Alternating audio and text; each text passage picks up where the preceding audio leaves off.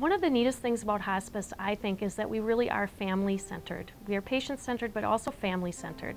And I think the bereavement program really, involves and encompasses and takes care of the family members. Many times the patients get lots of attention and the caregiver gives a lot of their time and energy, and at some point they need a little support along the way too. So we strive to support the family the best we can, to be there, to provide the resources that they need, that they want, and again, just to be a good friend. These people are dedicated to those that are dying, to allow them to die with grace and dignity, and for us that are living, to try to get us through the process of not only grieving, but having someone to talk to as it applies to almost like a family. Lakeview Hospice provided us to be together in our home.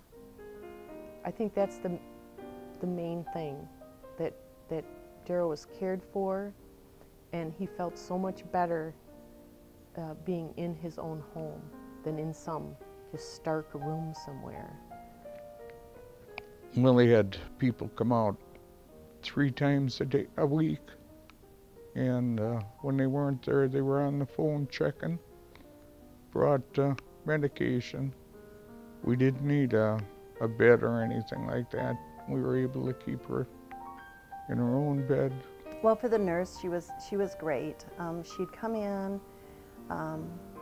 She had this little box that she created with medicines, all the different medicines he needed and the time frames. And so she'd just come in and refill that box for me. She didn't have me learn the medicines, which I loved that. And for me, I could go in while she's doing that and ask her questions, or where she thought my husband was at, how he was doing, things like that. And then when she got to my husband, he just wanted her in and out. So then she'd just go to him, be real quick with him, and leave. So she was really aware of what each of our needs were. You can't replace them. There was no way anybody could replace them. They're super. I would absolutely recommend Lakeview Hospice to any family. They know what they're doing. They're very professional, caring people. Even though it was one of the hardest times in our lives, it was also made very beautiful in a way that we could be all present in our home as Darryl passed on. Within one day, I thought it was the best thing we ever did, to be quite honest. And it was so big because he had a lot of pain. And within that day, that pain was totally taken away. He had 2 months that we could spend time together, we could talk, we could discuss things, we could spend time, we could be present. And we didn't have that so much before that because we were so busy dealing with all of his pain. We want the families to survive the loss of their loved one. We want them to feel a sense of peace, and the volunteers are a huge contributor to that.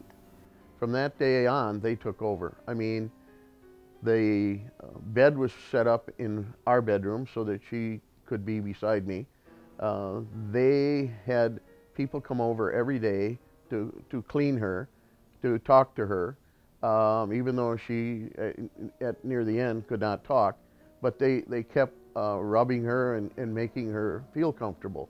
Very gratifying that families are willing to let a stranger come in and be with their loved one during the final stage. To me, it also shows that there's nothing to be afraid of with death. I believe that death is part of life, and just like when children are born and people are encouraging the baby to come out and be a part of the world, I think that as people are dying, there are people on the other side saying that same thing to the person who's dying.